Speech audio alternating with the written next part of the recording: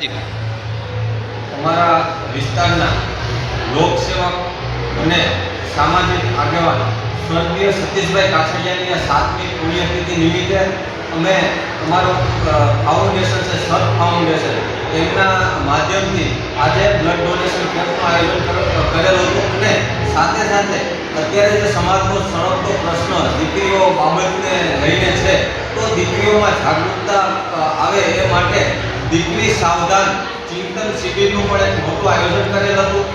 આજે આ અમારા કાર્યક્રમની અંદર ખૂબ મોટી સંખ્યામાં અમારા તાલુકાની દરેક દીકરીઓ ઉપસ્થિત રહીને ડૉક્ટર કનુભાઈ કરકરના વક્તવ્ય સ્થાને આજે ચિંતન શિબિરનું આયોજન હતું તેમનો લાભ લીધો હતો અને મોટી સંખ્યામાં વિસ્તારના આગેવાનો કાર્યકરો અને લોકો જોડાયા હતા.